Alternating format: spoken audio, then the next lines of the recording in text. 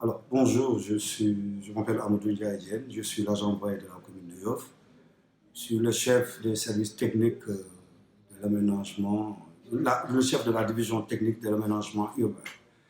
Alors, le poste de l'agent envoyé, les services techniques de la mairie, on peut dire que, disons, c'est le poumon de la mairie. Parce que c'est un service qui gère beaucoup de secteurs en même temps. Il y a le côté technique, il y a également l'environnement, le cadre de vie. Tout ça est géré par l'agent envoyé. J'ai, au niveau de mon service, 4 secteurs. Le premier secteur compte 267 éléments qui s'occupent du nettoyage des rues, du nettoiement des rues, du périmètre communal. Répartis en 17 groupes, gérés avec 5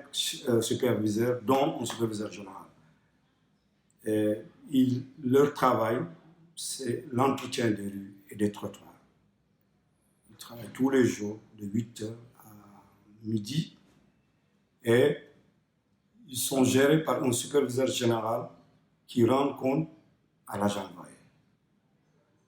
L'autre équipe du service de l'agent envoyé, c'est la brigade de l'environnement. Ils gèrent les trottoirs, l'occupation de la voie publique et du domaine public, parce qu'il y a l'OVP et il y a OVP. Donc, ils gèrent l'occupation de la voie publique, les pauses de cantine, les désencombrements, le cadre de vie. Il faut libérer les trottoirs. Ils font le tour du périmètre communal pour voir les occupations irrégulières. Il y a un troisième groupe également qui gère les constructions. Le travail consiste à contrôler l'ensemble des constructions du périmètre communal pour regarder ceux qui ont été autorisés. Voilà le troisième groupe. Le quatrième groupe, c'est, disons, le volet technique. Il y a un département des services techniques qui s'occupe du contrôle des travaux. C'est l'agent envoyé qui fait la fiche technique de tous les travaux du périmètre communal, de la commune, mais c'est lui également qui contrôle la qualité de ces constructions. Donc, en grosso modo, voilà la présentation des services techniques que je gère. Maintenant, nous avons, je pense que par rapport aux réalisations, nous avons quand même, je pense que ça vous l'avez, géré beaucoup de constructions. Mais je vous signale ceux qui sont en cours. Nous devons bientôt attaquer les travaux de la réhabilitation du terrain de basket de Nord-Foire. Et c'est à partir peut-être de la semaine prochaine. Et nous avons également une plateforme sportive, parce que le maire a jugé quand même de créer une plateforme, un endroit où la jeunesse pourront aller faire leur mouvement et faire du sport sur le littoral. Et c'est un projet que nous comptons installer au niveau de la cité BCAO, peut-être dans 15 jours ou plus tard, parce que nous sommes sur les formalités. Et ça, nous comptons le démarrer bientôt. Et je pense que par rapport à la pose des lampadaires, nous avons 240 que nous avons répartis dans l'ensemble du périmètre communal et que nous comptons quand même finir la semaine prochaine. Juste durant la première quinzaine, en principe, nous allons faire la réception durant la première quinzaine du mois de janvier. Quand vous voulez. Ok, donc comme je le disais, nous avons, disons, les réalisations du maire du côté de la construction. Nous avons le quai de pêche, nous avons la place Mamadou Diop qui est démolie, nous avons le terrain de basket de Biagui, nous avons aménagé une plateforme pour les jeunes à Termonor, nous avons, et à la place Ndiou, il y a Pentium Yoff, des pavages que nous avons fait sur différents jardins, tels que Pentium Yoff, place Bengen, la place, le jardin de la BCAO qui est sur l'autoroute, le forage de SDE qui se trouve à Nord-Foire, le jardin public de Nord-Foire, le terrain de basket de Nord-Foire qui a un projet de réhabilitation pour bientôt, Nous avons également un projet de pose de 240 lampadaires de panneaux solaires répartis dans tout le périmètre communal. Nous avons également en cours que nous allons peut-être démarrer la semaine prochaine, comment dirais-je, une plateforme sportive que le maire compte mettre à la disposition de la jeunesse de Yoff, que nous comptons quand même installer sur le littoral. Donc, en grosso modo, voilà les réalisations du maire de la commune dans le périmètre communal.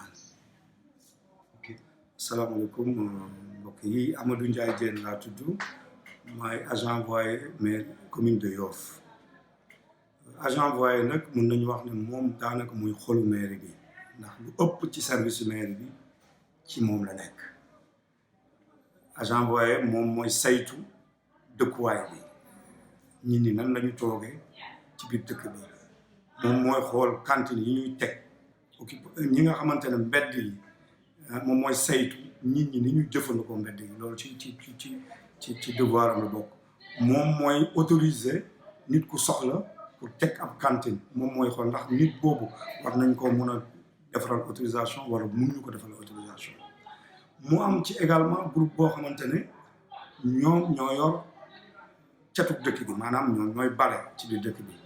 ñooñu toll nañu ci 200 nit ak juróom fukk ak juróom ñaar ñoo xamante ne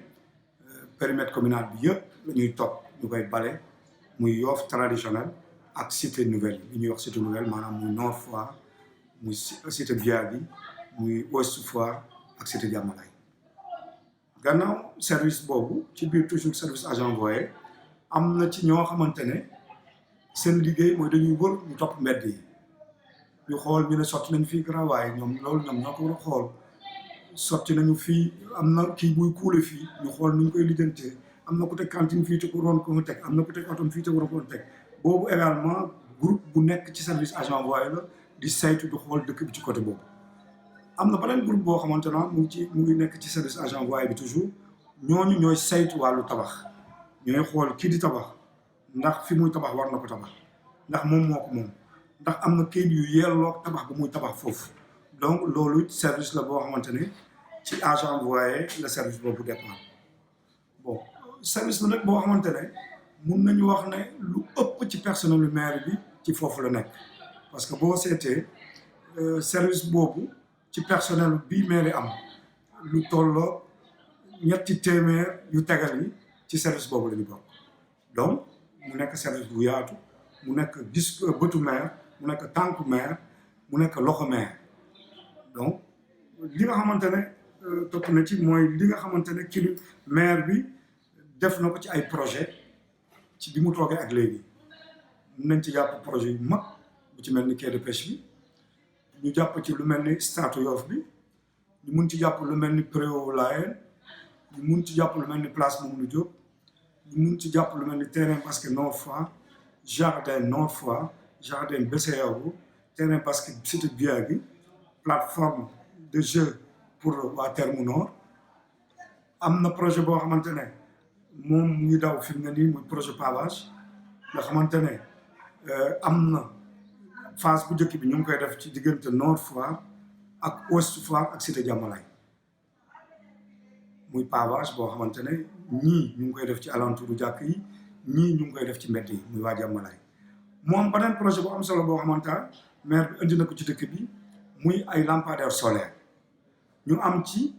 lu tolloo 200 ak juróom 200 ak juróom fukk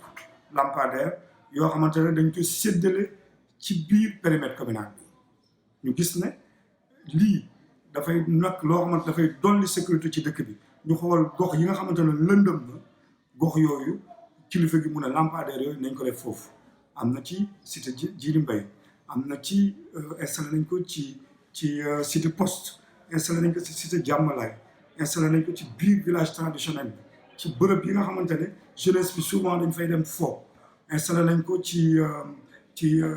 cité Ouest Foire ci seen ay jardin ak yenn mbedd yi installé nañ ko ci cité Biagui installé nañ ko ci terrain cité Biagui ak mbedd bi nga xamante ne moo jóge sous préfecture mu dem fële rond point virage donc ñu gis ne gox yi nga xamante ne vraiment dafa lëndëmoon ñu ne tey jii nañu jël projet lampadaire boobu ñu def ko ci mais li ëpp solo également ci tax moo ko ci nasaraan mu jëm ci wàllu électrification ndax loolu dafa nekk loo xam ne maire bi daf ko fonk muy cet ak lumière ñaari volet yi nga xam moom la gën a fonk te mu am solo lool ñaar yooyu la muy na dëkk bi set lool mais également na dëkk bi leer loolu moo waral en dehors ville de Dakar projet électrification bi mu am ci commune bi kilifa gi bi mu ñëwee def na non moom nañu jël pàcc boo xamante ne dañ koy jël chaque année ñu dugal ko ci biir commune bi mu jëm ci éclairage moom dafa jàpp ne loolu doyul mais te mun nañu wax ne mooy la seule commune muy le seul maire bu jël ci budget yokk ko ci éclairage bi donc loolu defe naa ne am na solo pour que rek vraiment dëkk bi mun a leer donc loolu projet boobu dafa ñëw pour jàppale électrification bi nga xamante ne moo nekkoon ci dëkk bi pour que dëkk bi mun a gën a leer pavage bi également bi mu ñëwee def na non nañ ko yóbbu ci cité nouvelle yi dañ ko yóbbu ci cité nouvelle yi parce que ay cité la yoo xamante ne daanaka amul tali mun a donc première phase bi dañ ko jébbal ñooñu bu yeneen phase yi ñëwee moom mu xoole ci yan secteur lay santé pour que pavage boobu ñu def ko fa donc lii daal mooy li nga xamante ne maire bi liggéey na ko ci périmètre communal bi te am nañu sax ay projets yoo xamante ne dana commencé fan yi rek mu mel ni terrain basket bu Nord Foire